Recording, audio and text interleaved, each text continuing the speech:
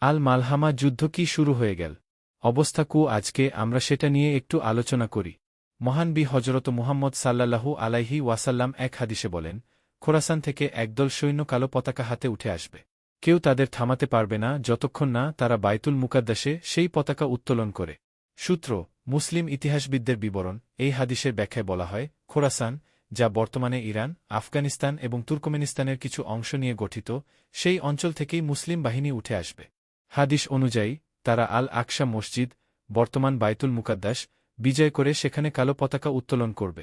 বর্তমানে বাইতুল মুকাদ্দাস ইসরায়েলের নিয়ন্ত্রণে। 1980 সালে জেরুজালেম আইন পাশ করে ইসরায়েল এই শহরকে তাদের রাজধানী হিসেবে ঘোষণা করে। যদিও জাতিসংঘ নিরাপত্তা পরিষদ এই দাবিকে প্রত্যাখ্যান করেছে, তবু বাস্তবে জেরুজালেম এবং আল আকসা মসজিদের নিয়ন্ত্রণ এখনও ইসরায়েলের কাছেই রয়েছে।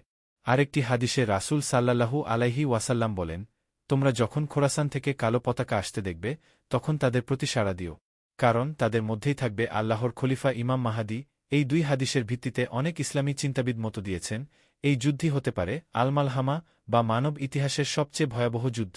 একই সঙ্গে এটি কিয়ামতের আগমনের বড় আলামত হিসেবে গণ্য হবে এবং ইমাম মাহাদির নেতৃত্বে একটি নতুন ইসলামিক খিলাফাত প্রতিষ্ঠার পথ খুলে যেতে পারে।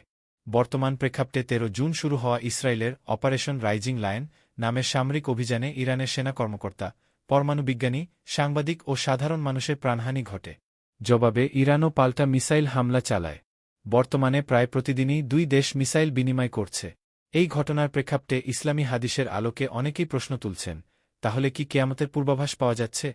পৃথিবী কি এগিয়ে যাচ্ছে শেষ অধ্যায়ের দিকে? এই প্রশ্নের নির্ধারক উত্তর একমাত্র আল্লাহ তাআলাই ভালো জানেন। তবে বর্তমান পরিস্থিতি মুসলিম বিশ্বে উদ্বেগের পাশাপাশি ধর্মীয় ব্যাখ্যা ও ভবিষ্যদ্বাণী নিয়ে নতুন করে ভাবনার দরজা খুলে দিয়েছে।